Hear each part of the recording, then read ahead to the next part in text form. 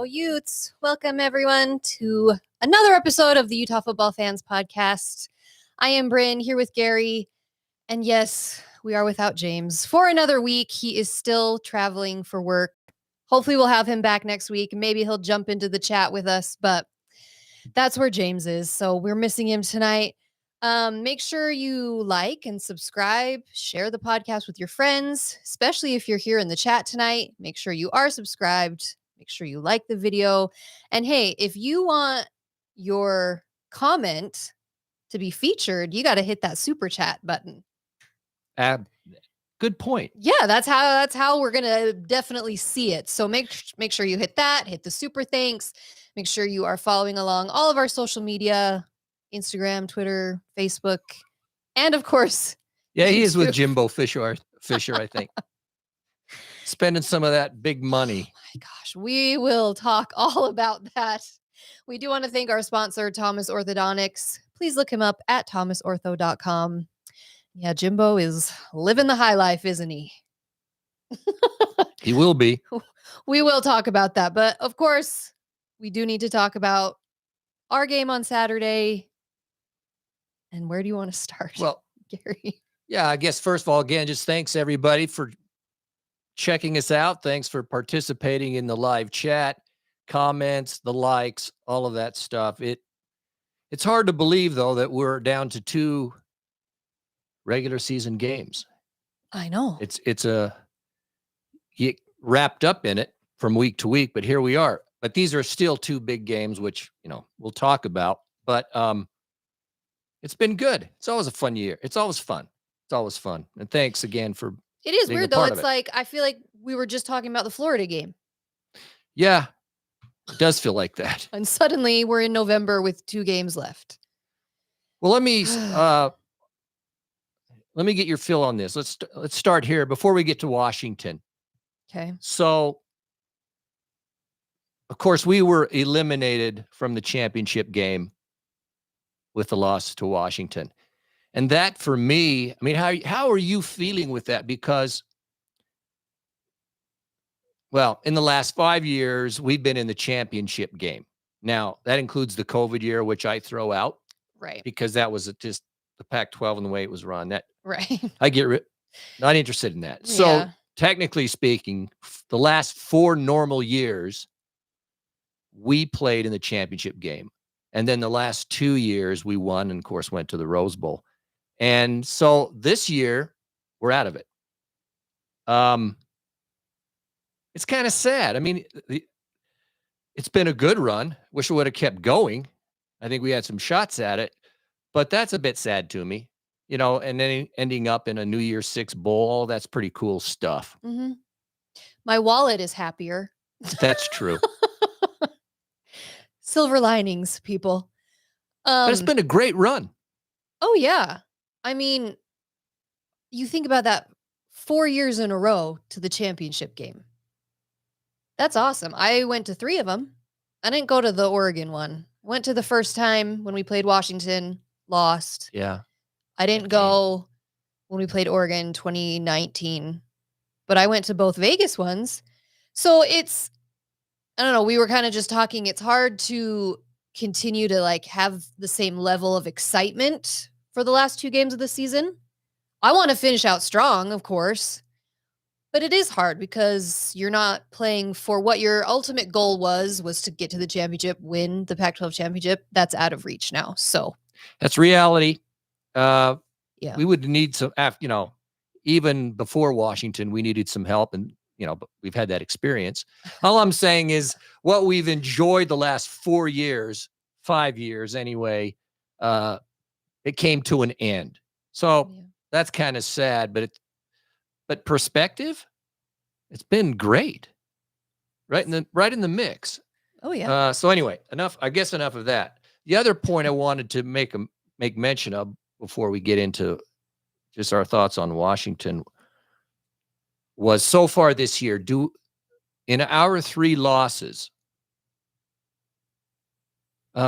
do we realize that in those 3 losses, which is Washington, Oregon, and Oregon State, that those 3 teams are 26-3? That's their combined Their record. of the teams we've lost to.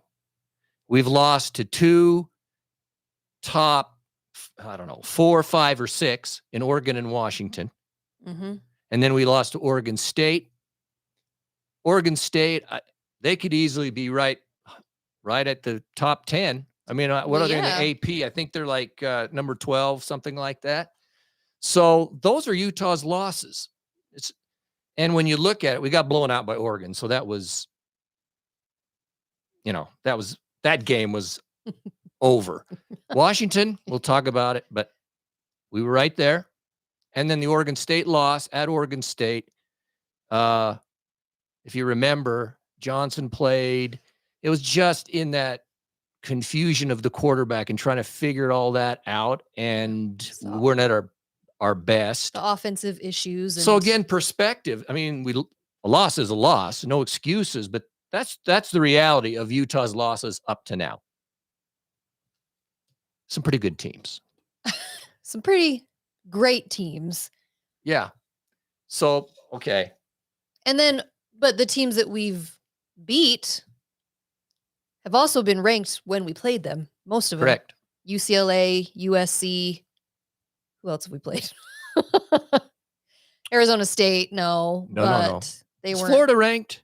No, I don't think at the Florida time. was I don't think ranked. at the time. I think they got into the top 25. They got in fell after out. they beat Tennessee, but they weren't ranked when we played them, and then Baylor wasn't ranked. But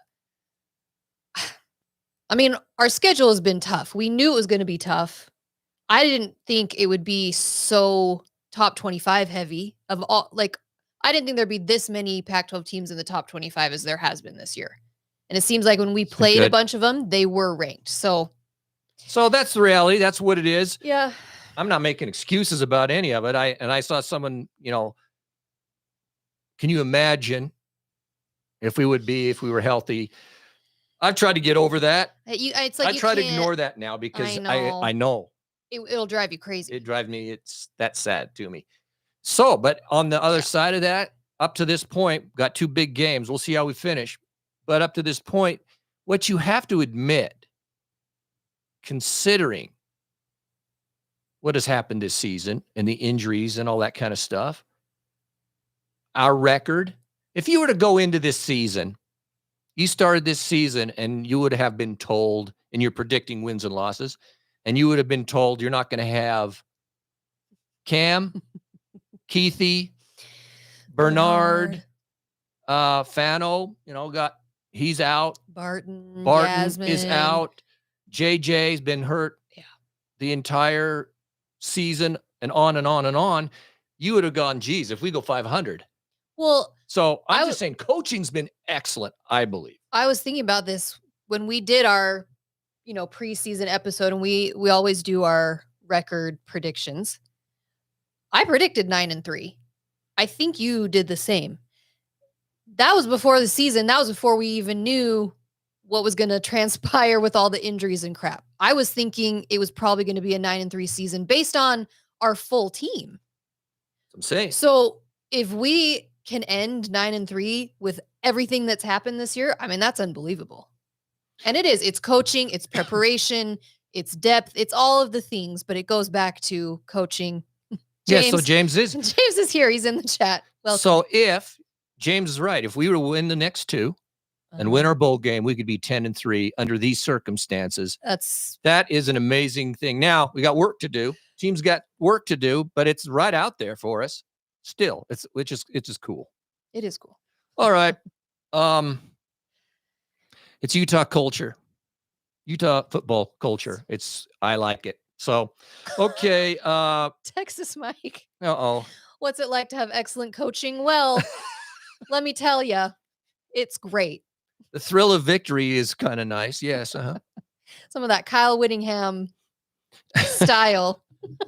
Sorry, you don't know what it feels like, Texas Mike. Okay. Let's go to Washington. Okay. Just your initial, of course, we did the reel right after. Some may have seen it, but what are your feelings now? It's been a couple of days about that game. My feelings haven't changed. I'm still very frustrated with how it all went down. There's like so many levels to the frustration too. I think just the frustration of we were so close, some of the frustration with maybe how we played a little bit, how things were executed, and then frustration with the officiating. I mean, you can't talk about the game without talking about it. So it's like I have these different levels of frustration of what happened. I don't feel any better than I did on Saturday, right after it happened. Oh no, I'm disappointed and frustrated because in this game, it was there to be won. We could have won that game. So okay, here's my question then. Did the Oregon game hurt more or did the Washington game hurt more? So blowout versus we lose by 7. Okay, so would you rather be blown out? And so, 2 plays in, you're blown out. Which was the Oregon game. It was over the first quarter. You're just going, oh my gosh, we're over. It's done. Yeah. So versus this. Which do you hate more? I want it. If I'm going to lose, I want to be in the game. So I take, even if you lose by 1, it seems more painful, but I want at least that chance to win. That's me. I get that. Part of me is though like, because you guys I just can't take. What do you mean can't take the pressure? No, the agony. I guess I can't. It was like my hopes got up because of the way we played in the first half. And then my hopes kind of started dwindling, going down. And then all of a sudden Washington misses their field goal. And so then my hopes were way back up here. It was such a roller coaster. Okay, with the Washington game, we could have won that game. We didn't. Okay, props to Washington. Hey, but and even Witt said it. It was the tale of 2 halves. Okay. So I had the stat somewhere about, so in the first half, when the half ended 28-24, we were in the lead. And every offensive category, Utah had better stats than Washington. Mm-hmm. And they weren't flukes. The scores were not flukes. Right. It was legitimate. And honestly, I'm sitting at halftime going, there's no reason this can't continue because Utah's just playing ball. For instance, Barnes, he was 13 of 17 for 238 yards and 2 touchdowns, while Penix in the first half had 198 and a score. Okay, so, and I think we led with rushing, just everything, and I'm just going, okay, I'm feeling it. So the second half comes, and the reality is that Washington only scored 9 offensive points. They got 11 because of the safety, but they only scored 11 points in the second half. The problem was they chalked up massive numbers, and we had over 300 yards in the first half. But we only had 76 yards total in the entire second half. I don't even think we gained yardage in the fourth quarter. And when I was listening to Witt, it wasn't because Washington changed up the scheme or did anything different. For whatever reason, in that game, the O-line didn't produce as well in the second half. They didn't play as well, and Barnes didn't play as good as he did in the first half. And then you do have to give props to Washington because some of their plays and some of their throws from Penix and so forth. I mean, a tale of 2 halves. They got the watchdog just walked in. We have a dog in the bunker. The dog's in case you see the dog pop up. See if I can get his nose up for those watching. The thing is, though, so right after the game, Whittingham's post-game interview, he says Washington didn't do anything differently the second half. So you're kind of listening to him go, well, then, okay, so it wasn't Washington that did anything differently. So what did we do differently? And then even listening to him today in his press conference, he still didn't pinpoint anything of it. He didn't know why. They didn't know why. Okay, but do you actually believe he doesn't know why, or he's not throwing someone under the bus? No, I don't think you can pinpoint it. Sometimes it just happens. Things just don't go your way. And it wasn't because of it wasn't like the other team changed the scheme and you didn't adjust. It's just, for whatever reason, they weren't in sync. I don't know, though. My only conspiracy theory with that is Vele made a comment after the game about they can only run the plays that have been called for them. Yeah, and that had to do with the hurry up and stuff like that. I know. So why did we stop doing that? It's just like, I don't think that's the reason. I don't know. I mean, we're not lost. going to get answers because at this point, teams moving on, everyone's moving on. They're not going to answer any more questions about Washington. But it was so frustrating because we were moving the ball, we were scoring, we were doing everything, and then it just came to a screeching halt, and we didn't do anything. How do I say this? I know a lot of people. I'm not a Ludwig hater. No. Okay. I'm just going to tell you, I'm not a Ludwig hater. But I'm not going to but I will also say that there are times I wonder about some of these play calls. No question about it. But you also have to understand who's actually throwing the ball and who can run the ball. When you have, so JJ played, but he was hurting. He didn't in the second half. Yeah, he was in and out. Yeah. And Glover, I love the guy, but he's still small. Yeah. And so when you run him between the tackles, he's only so good there because everyone up there is massive. So you have to work with the personnel that you have. And let me just say, here's what I think about Bryson Barnes. I mean, that first half was unbelievable. He was outstanding. Now, the second half, he has to take responsibility too for not making some plays. But here's what I'll say. I admire Bryson Barnes for where he has come. Mm-hmm. He gives it all that he has. Mm-hmm. Yeah, I mean, he's improved, and his heart, his toughness, I get all of that. And I acknowledge it, and he's done a lot of good. But the reality is, and anyone that's played sports, been on teams, or coached sports knows that there are certain levels of talent of every player. And sometimes players don't even go to their potential, whatever that may be. I believe Barnes has probably maxed out on his potential. And I admire that. But he's only so good. Yeah. And as an average college quarterback under the scenario. And that's a factor. And when you're playing a top 5, top 4 team, I think it comes back to bite you. I think it did. That's how I see it. So that's not any disrespect. I just think that his talent level, Barnes is who we know he is. That's what even Witt has said. And he's done some good things, but he's at a max. Versus, I mean, so it's really going back to the Ludwig question. You can only do so much with what you can do offensively, because when you watch Barnes, it seems to me, I'm not any expert on all this, but I will say this, is when you would watch compared to Penix. First of all, Penix, he's going to be in the NFL. He may win the Heisman. So, okay, this is a tough comparison. Yeah. But you can look at a bunch of other quarterbacks. Their arms are strong. That dude can huck it. Oh, yeah. Okay? Yeah. And then these premier teams is when they throw the ball, is that ball is out of the hand of the QB before the guy makes the cut and the ball's there. Yep. They throw into these windows and they're there. Yeah.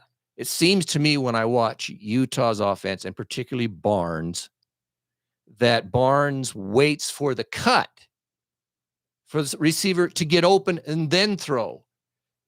Those subtle differences matter. They do matter. But premier quarterback can make the throw. I don't think Barnes can make those kinds of throw, and so it catches up with you.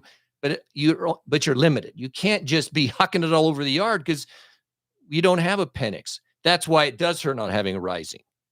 So I actually in many ways, admire what Ludwig has done with what the situation has been.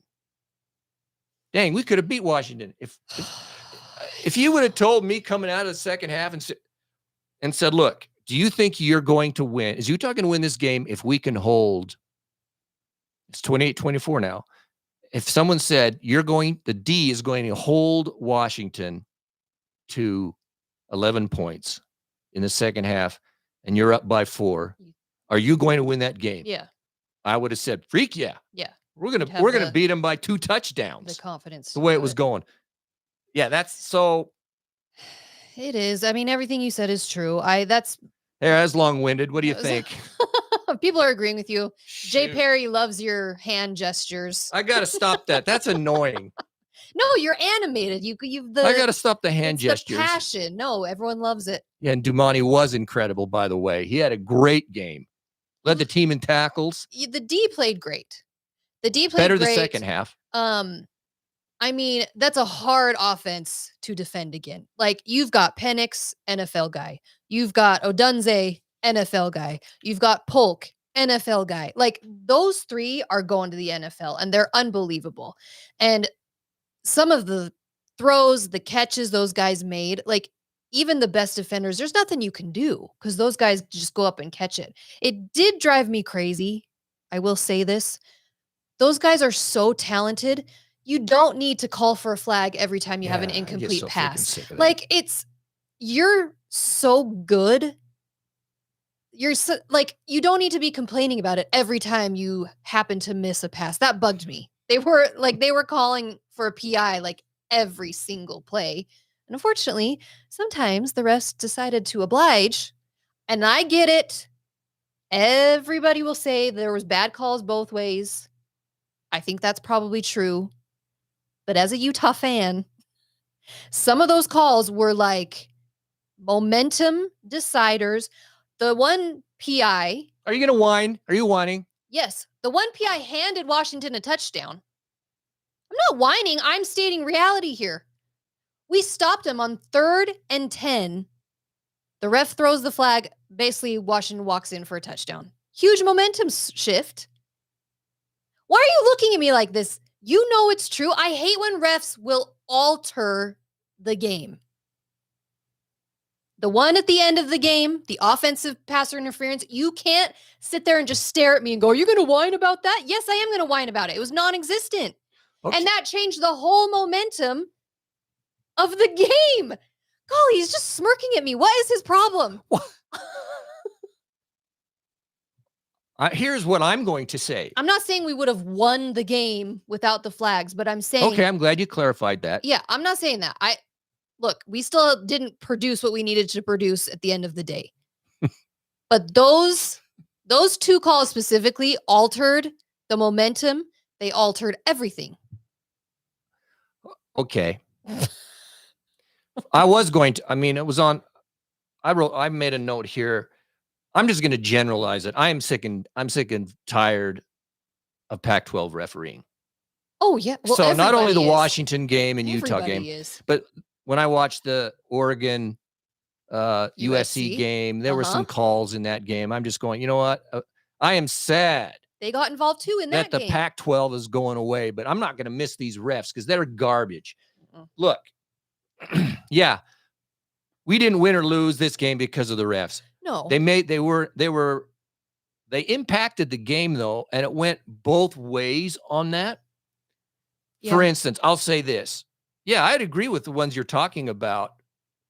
And there was actually a roughing the passer against Barnes that they didn't call. The dude got lit up. I know. I've seen the video. I know. However, if you remember, Washington, Penix got hit, and we got a roughing the passer. Mm-hmm. It wasn't. It was just a good hit on him. Yeah. So I'm just saying the refs are garbage. And I'm talking this targeting stuff. You don't know what is targeting, what isn't targeting. Every play, honestly, you throw the ball up, and what you do when you're watching on television, you look at the screen and see if the little yellow flag thing comes up, by the score. Oh yeah. On every pass play. It's what it's become. Play, yeah. And you're just holding your breath, waiting for the little yellow thing to. Well, and on the targeting call, when we were watching it with James, we were watching it together, and the hit happened. They went to commercial, and James said, he goes, we're going to come back from commercial. It's going to be targeting. He's going to be ejected. And it's exactly what happened, like clockwork. I'm just so sick of them getting so involved in the game and altering how it happens. It just get involved. But let them play. Let them play on the field. Obviously, there's certain calls you got to make, but it was the altering of the game that really pissed me off. Okay, rant over. Done? Feel good? Done. It's not the ref's fault. I'll have to start calling you Bryn Lincoln Riley. How dare you? It's like the worst insult you could ever. Isn't that the worst insult that you could ever say to me? I'm glad you clarified that, though. No, I'm not saying we would have won the game. I'm not a USC fan. Sorry, Texas Mike. Okay, sad, disappointed, frustrated. It was there. But I got to say, I'm proud of the team. Dang, we looked good for that first half. It felt like it had all come together. I thought we had this up there. It didn't happen. But on the other hand, I got to say, watching Penix make some of those throws, Odunze, he had he had 2 TDs. He had 3 receptions for 111 yards and 2 touchdowns. And Penix, he threw some balls to him. I know. Now, one of the issues that I think, as I recall, I don't know if we sacked Penix. I don't think we did. No, I don't. Well, we may have gotten him the one time when it was like the muffed snap or whatever. He kind of dropped it, and we got to him, but that's not really. That was one of the problems. We needed to get to him a little more, would have made a difference. Mm-hmm. There were a couple of those throws, I think, for some touchdowns that we just didn't get the pressure, and he lit us up. So, but you know what? It's amazing watching these talented guys play. So here's what one more thing. All right. Then we'll go to Arizona. Why did we have to play Washington at home 3 times in a row? Can anybody explain this to me? Have we? Yes. So we have not played Washington for the last couple years. But 2019, we played Husky Stadium. 2020, COVID crap year, whatever, we still played them in Husky Stadium. And here we are, 2023, we're in Husky Stadium. 3 games in a row, we had to go up there and play. Why? It's a hard place to play. Amazing stadium. Wonderful. I love it up there. But it's hard to play up there. Why? I don't understand that. I don't know. And again, I'm not saying we would have won if it's in Rice Eccles. I'm not saying any of that. I just find that very strange that you schedule us to play at their stadium 3 times in a row. Pac-12, you suck. I think she's venting. I think she'll feel much better. This is like therapy for me. It must be therapy. This is just my therapy session. This must be therapy tonight. On Monday nights, I get to just come and lay it all out there. All right. With all my friends. So we go to Tucson. Oh, God. Last time I was there, it was 355 degrees. Yeah. In November. I could have cooked bacon and eggs on the benches right there. It was so hot. So hot. And they need a new stadium. But having said all that profound information. It's the worst stadium. Is Arizona's good. They have our same record. They're 7 I know. They're 7-3. I think they've won 4 in a row. They're just one of those teams that have been under the radar, and their QB, Noah Fafita, he came in. Delara was, I think, hurt, came in, and he hasn't given up the job. The guy's a redshirt freshman, and he's lighting it up, and he can throw it. Mm-hmm. And so now we're going into their stadium to play, and unless we're ready to go, they're going to take us out. This isn't a gimme. I think at the start of the season, when you look down the schedule and you try to go wins, loss. I think, well, I did. I penciled in an absolute win against Arizona. Well, it's not. It isn't. they're a good team, and we're playing there, so we got work cut out for us. I think this was one of our summer episodes we did where we had to say something nice about every Pac-12 team. That was really hard, by the way. But What did you say about Arizona? I think Arizona, one of mine was that Arizona is one of those sneaky teams that will come in there and beat the big dogs every once in a while. Well, this season they've beat a lot of the big dogs. Here's their record. Just for interest. So, yeah, I mean, they beat Northern Arizona. They lost at Mississippi State 24-31. That was close, though. They went down to the wire. I remember that. They handled UTEP. They barely beat Stanford by 1 point. Okay. Now you got to remember this was back in September. And then they started to roll, and they lost to Washington 24-31. They lost at USC 41-43. So they were right there. Mm-hmm. They destroyed Washington State. They beat Oregon State 27-24. They beat UCLA handily 27-10. And they just were at Colorado in Boulder. Beat Colorado. So they're on a roll. Fafita's good. They average 31 points a game. They allow, I think, about 21 points a game. But, they're a throwing team. They're a kind of wide open team. But it's clicking, and we have a work cut out for us. See, there's two things that make me pretty nervous about this. The fact that they beat Oregon State, which I feel like Oregon State style-wise is pretty similar to Utah. Defensively, especially. Offensively. We're better, though. Than Oregon State, you think? Defensively. Oh, defensively. Yeah. It does make me really nervous, though. Whittingham always says, you can't let a team beat you twice, which I think is true. I'm very worried about our team being able to get themselves hyped enough for this game. And listening to Whittingham, both after the Washington game and today at his press conference, I could hear his frustration, and I don't feel like I hear that very often from him. And I don't know if you agree or disagree. I just felt like you could hear it, that he was frustrated with how it went Saturday. He kind of doesn't have a lot of answers.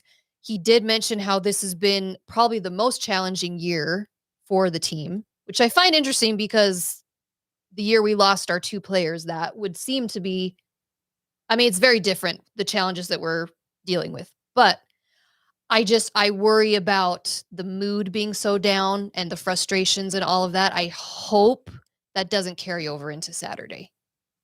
Because we got to win, to beat Arizona, we got to be ready, prepped, up, energized, and we got to play really well. We're not going to be able to just walk in there and beat them without playing really, really well. So it makes me nervous. Well, yeah. I don't worry about him being ready to play. I think myself, that typically isn't a Utah team the way I see it. I think they'll be ready to roll. True. I think their leadership. A lot of it does come down to the leadership council, the leaders on the team, to make sure everyone's heads are on right and they're motivated. I think we will be. It's just if our offense can be almost what it was like against Washington in that first half, and I don't see a reason why it can't be. And I think our defense will make it tough on them. Yeah, I think we can go win.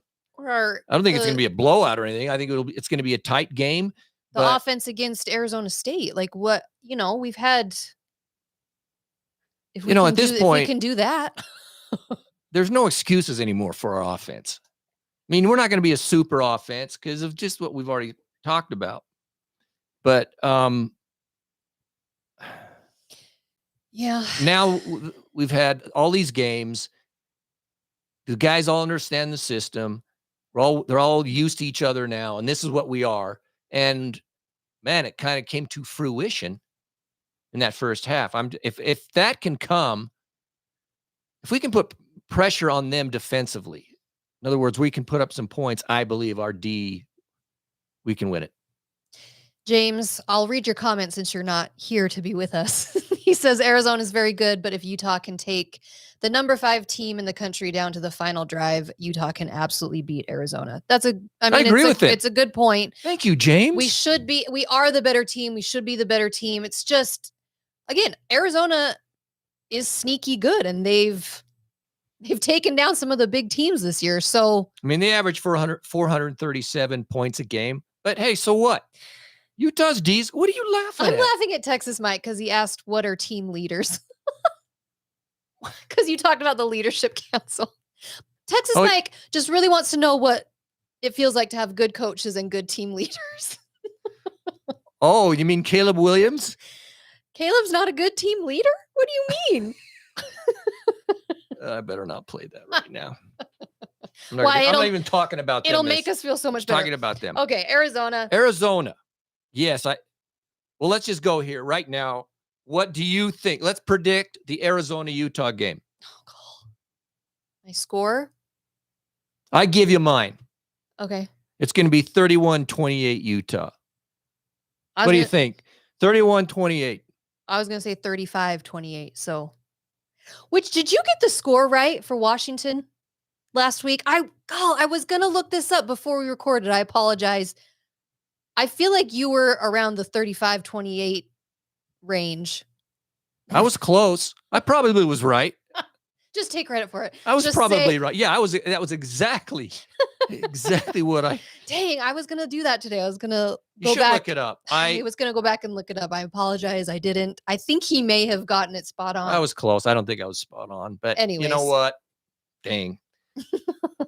Okay, but there, Arizona. So let me ask you this. I think we all watched the Oregon USC game. What are your thoughts about that game? James predicts, anyone in the chat anyway, 35-27 Utah. 35-27. John W, 31-28. Janine, she must be from Arizona. I don't know who she's a fan of. She's not a fan of Utah. Yeah, that's I like that score right there. The Oregon Swenson. Yeah, I like that score. The Oregon USC game, I mean, Coronavirus, that virus is messing with your mind, man. He's had too many mind-altering substances. Yeah, that tonight. stuff it's eventually going to mess you up, make you paranoid. I was surprised that USC got it within so close towards the end. That surprised me. I mean, Oregon's offense at the very beginning, like what? 5 plays and 2 touchdowns. Like, that didn't surprise me. But then as the game went on, and I think we were even texting back and forth, Oregon didn't look as dominant and as crisp as they did when they played us. Yeah, it was strange. Things happen. Games are different. They're an entity of them in themselves. We say that all the time. But I look at it this way. When you go out there and on 5 plays, you have 2 touchdowns and things are just going your way, it can mess with you a little bit going, yeah, we're just going to blow these guys out. Complacent.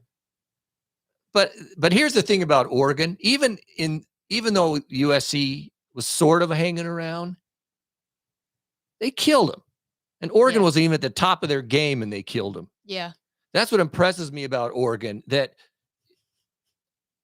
they weren't playing their best ball and they handled all world.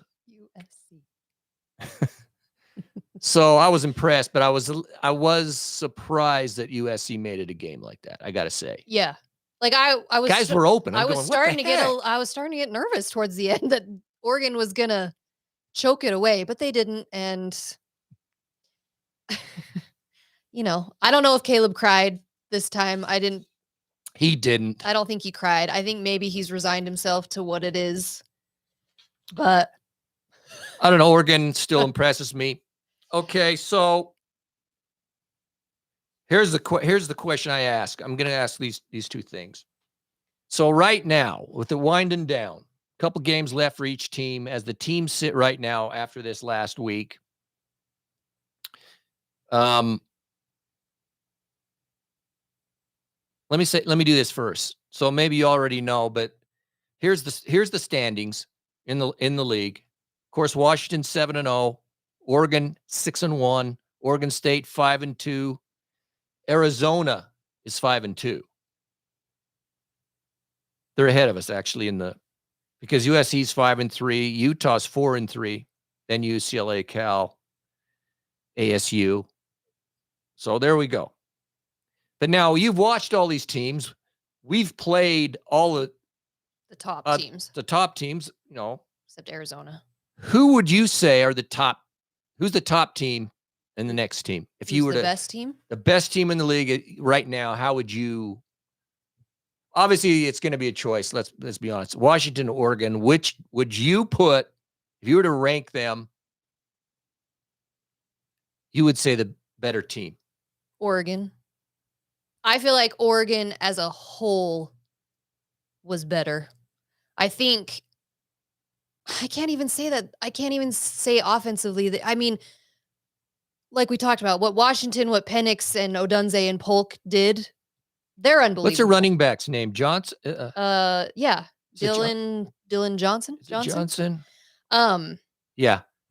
104 yards and a touchdown on 23 carries. I just think they're both amazing teams. I will say that. I just think the edge goes to Oregon. That's how I lean. After playing both of them, I lean towards Oregon. I agree. That's kind of my feel. I know that Washington beat them, but now that we've played them both, I just feel like what you just said. Overall, as a team, if they're both at their standard, I just feel like Oregon's D seems more solid. Mm-hmm. They're just more complete. They feel more complete. Now, but, I mean, we're being picky here because I think Washington's really good. Right. I mean, it's going to... Obviously, there's 2 weeks left. They both have tough games ahead. I mean, they have to play in their rivalry games. Oregon has to play Oregon State. Washington has to play Washington State. I can't remember. Washington is playing Oregon State this week. So here's the schedule for this week in the Pac-12. Okay. Colorado plays Washington State on Friday if you're interested. I'm interested because Washington State has tanked. They imploded. They did. Then you got the Utes at Arizona. That's 12:30 Mountain. UCLA SC. I don't know how to read that one. UCLA is falling off the edge. They were right there, and then I don't know. They got beat by Anus U. I know. Make some sense of that. That'll be very interesting to see. So it's SC UCLA. I don't know how to call that game. And where is that being played at? That's it. That's at SC. I give them the edge then. You got Oregon playing ASU. That's a blowout. Okay. I'm just telling you, that's a blowout. Okay. That's I mean, Washington, Oregon State. That'll be interesting. And that one is at in Corvallis, Oregon. Washington has to go to Oregon State. That is going to be a difficult game. That is 5:30 Saturday Mountain Time. Here is an early yes, no, maybe so. Let's throw this out there. Will a Pac-12 team make the playoffs? Here we are. Oh, geez. 2 weeks left. Don't say well, geez. We're talking about the Pac-12. We're talking about who's the best teams. Yes, one of them will get in. Okay. I think no. I think they are going to find a way to screw the Pac-12. And James, you tweeted this out, I think on Saturday. We talked about it. Not USC. Washington, Oregon will likely play in the championship game. Oregon will win. And then they'll go, oh, well, they both have one loss. So we're going to put Alabama in or some garbage like that. I think they will find a way to screw the Pac-12 out of it. Unless Washington can go undefeated. I think that's the only way. Well, nobody knows. Nobody knows. Because there's so many other factors. I hope I'm wrong. I just feel like who's the top 4 teams in the nation right now? You give me top 4 teams in the nation. Georgia.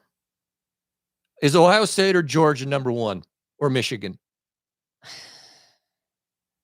What is it? This matters in this conversation you're having. It matters. Well, I think wherever you put those 3, I think. No, that matters because Florida State shouldn't be in it. That's how I feel. I don't feel like they should be 4th. To me, it should be. Yeah, I think I think Washington should be in there myself, but yeah. I still think Georgia should be ranked number 1. And they're looking pretty good right now, by the way. And they're undefeated in 2 years. So this is stupid. I haven't watched a lot of Georgia's games. I just feel like I watched some of the other day. A lot of them are blowouts. So it's like, but some of them have been close. But so I don't feel like I have a really great sense of them because I haven't watched a lot of their games. But no, the Michigan-Penn State game, Penn State, I don't know. They're terrible. Their defenses are sadly watching Penn State reminded me a lot of Utah. The thing is about Penn State, go look at their record. They don't lose to anybody else except Michigan and Ohio State.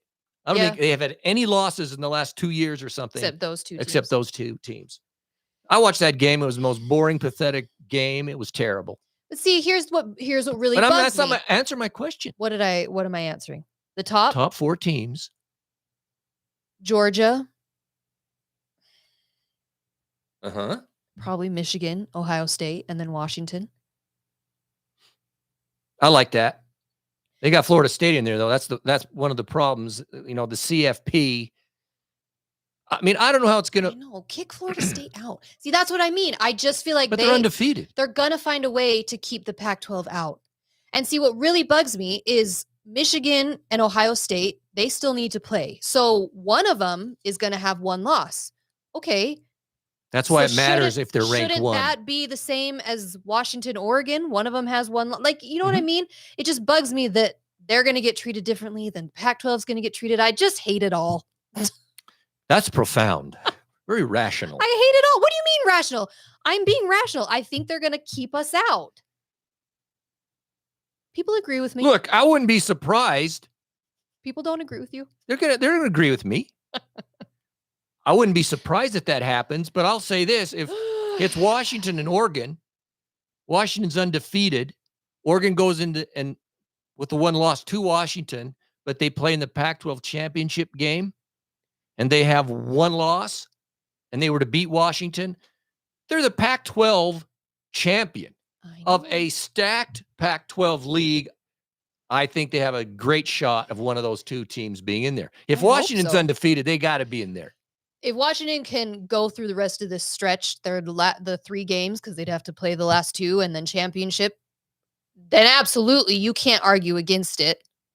I guess some could argue against it. I don't know. I worry that the Pac-12 is going to get left out.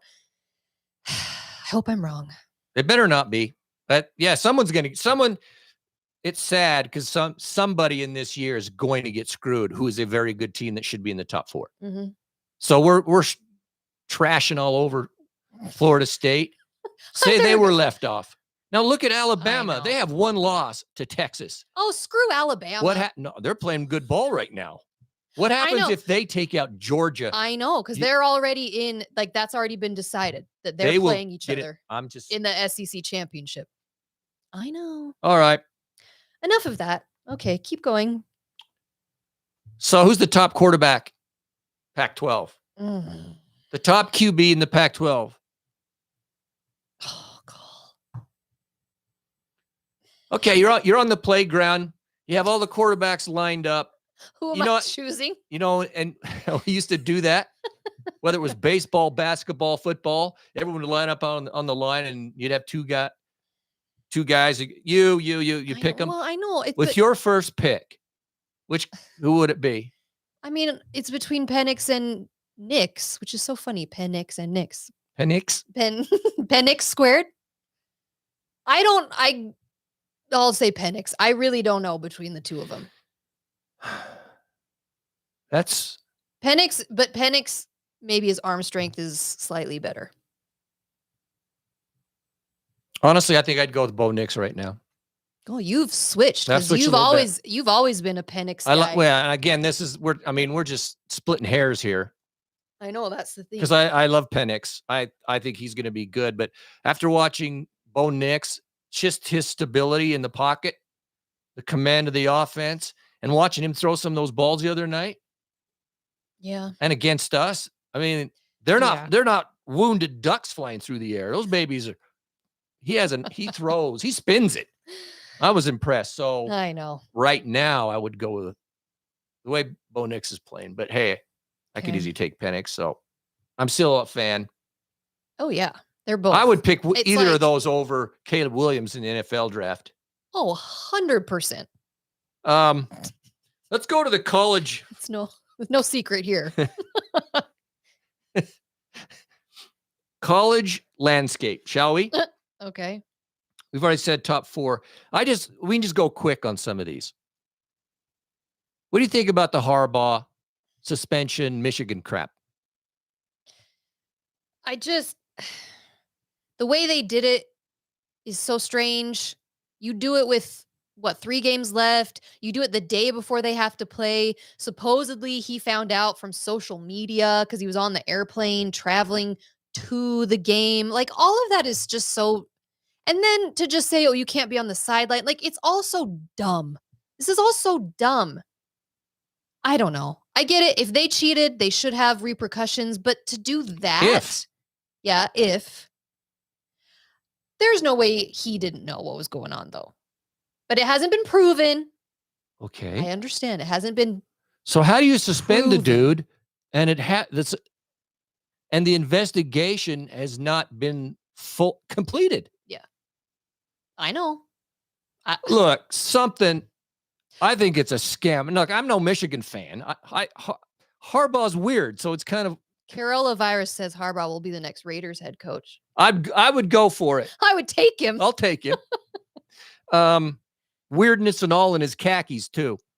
His khakis with the Raiders. That doesn't really. It doesn't work. But that would be amazing. Look at but who cares? We got an owner with a freaking bowl cut. He's what is he? 60? Where was I? Michigan, and just the fact that they punished him without. We've got possibly the number.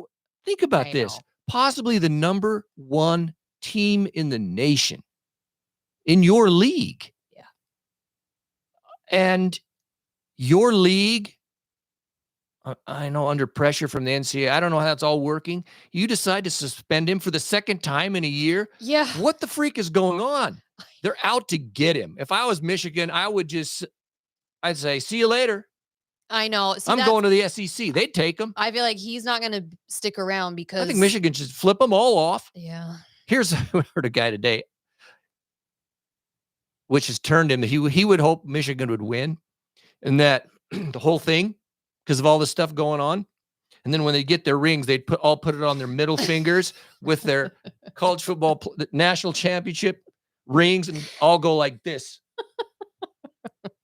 That would be kind of cool. You got to admit. No, but I've said all along, Michigan's going to win the national championship, and then the NCAA is going to come in and be like, oh, no, we're sanctioning you. We're taking it away. You didn't actually Conspiracy win. going on here. Oh, Gary's a conspiracy. No, I'm not one of them. But on this, with 3 games left, put your tinfoil hat on, Gary. This is so suspicious. I don't believe it. All right, Jimbo Fisher is gone from Texas A&M. So what do you think about that? And who's going in? Can somebody please give me a job where if I fail, I make $70 million? How is there no oil money? I know. And did you see the pictures of at the A&M game on Saturday night? The A&M collective. Probably one of donated $160 million, and they had the big check and everything. They're presenting it. And then it's little did you know, they're presenting the money to then fire your head coach the next day. $70 million. They knew it was coming. That's on top of all the money he's already made. And I don't know. It's insane. 77 mil. Okay. Well, here's a yes, no, maybe so. Will A&M hire a Pac-12 coach? Because Lanning's been mentioned. I've heard DeBoer. I've heard people say Dion. Are they gonna scalp? Okay, let's go down the list. Everybody. Let's go down the list. I see James is with Urban. with me. I've heard The first call that Okay. AM is going to make is Urban Meyer. Jeez. It's Urban Meyer, and I heard a guy, Zach Smith, he used to coach with Urban at Ohio State before everything blew up. He thinks it's 50-50. Because the interesting thing on Texas A&M right now are two coaches that coach with Urban Meyer are already on the staff at Texas A&M. Oh, interesting. Now, it's just that. whether he's ready to coach again and wants to coach, because they have the money and they're going to say, are you interested? He's going to say, how much?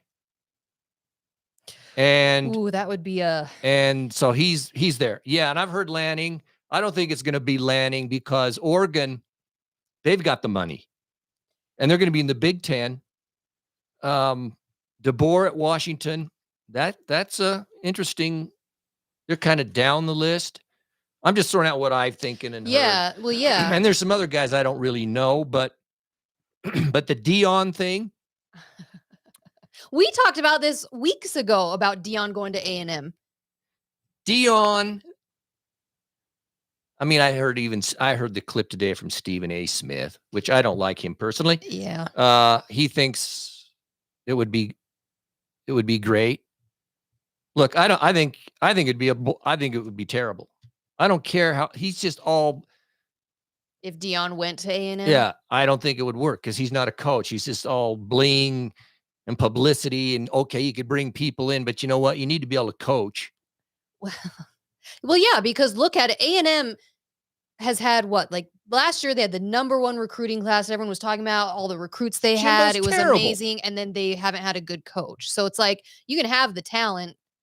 You got to be able to coach them. And the thing is with Dion, he's not, I heard the guys, and this tells me everything about Dion, which I don't particularly like, is that his two sons have already transferred, so they can't transfer again. It's against the rule. And Travis Hunter. So if he gets up, he's doing a lot of this for his own sons to get him in the NFL. Mm-hmm. That's the reality. Yeah. Because he even talks that way. He always says, we. What about Shadur? Well, what do you mean? Yeah.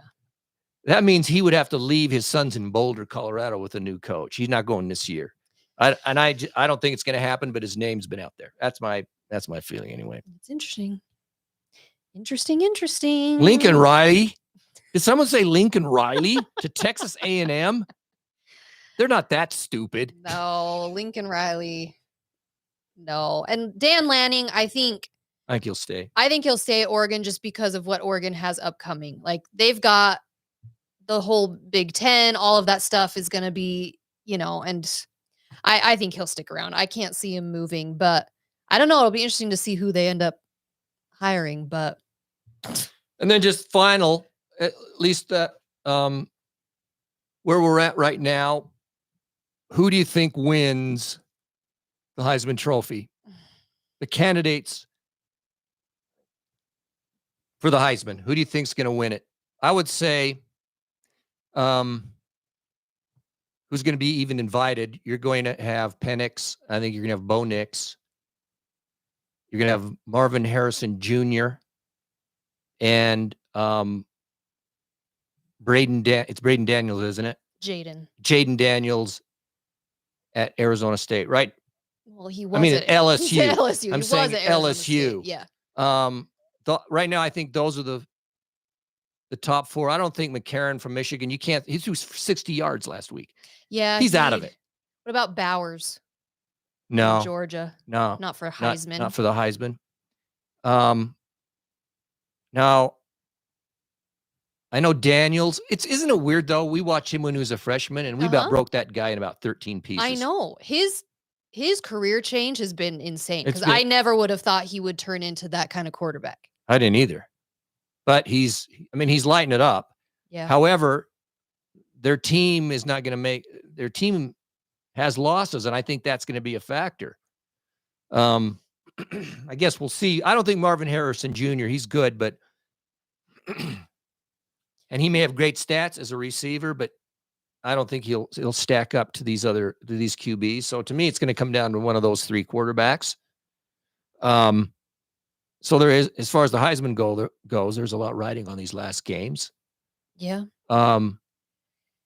Personally, as of right now, I could see Bo Nix winning it. Yeah, I would say Penix. Yeah, which I could. I'm hoping it's one of them. But I could also see them screwing the Pac-12 again. Because, hear me out, I could see them going, oh, well, we gave it to a Pac-12 quarterback last year, so we better give it to somebody else this year. I could see it, people. The way they treat the Pac-12 like we're just nobodies, I could see it happening. I hope I'm wrong with all of these things. Good grief. I hope it's Penix or Nix. It should be. It should be. Daniels he had a massive game on Saturday, and he has more yards than he's anybody. He's gonna run for like 1,000 yards this season. He's. But if their team was winning, he'd win it. But come on, you got to win. Yeah, but it's supposed to be the best player award. It's not supposed to be the best team award. Of course, we all know that LSU's ranked 15. I know. That's the AP. I can't remember what they were in the CFP. Sorry. All right. And you got quarterbacks that are on teams that very well could be in the playoffs. You got to go with them. Yeah. Well, they didn't do it with Williams though, so. Nope. That he didn't win a championship. It's got to be Nix or Penix. Come on. He didn't. All right. Let's hope so. No, we'll wrap it up here. If you're going to Arizona, I hope you don't melt. Hopefully it won't be too bad, but we were there in November a couple of years ago. It was very hot. Hoping a good game. It's going to be a good game. We're going to win. We're going to win. Feeling it. 12:30 p.m. Pac-12 Network. Is that what we're on? Yes. Pac-12 Network. Which that means we get fuzzy picture. Fuzzy picture. Arizona is ranked now in the AP, aren't they? So here's another ranked matchup for us. They're just right behind us. I think our defense will step up. I think we'll be able to do it. They're 19. Okay. We're 16. All right. So, all right, Ute fans. Make sure you're subscribed. Keep the faith. Pass it on. Share with everybody. Let's go Utes. And hopefully James will be back next week. Let's hope so. After he's negotiated his Texas A&M coaching job. Man. That'd be sweet. We'd have a better bunker if he had Texas A&M money. Well, thanks for joining us, everybody, and go Utes. Go Utes.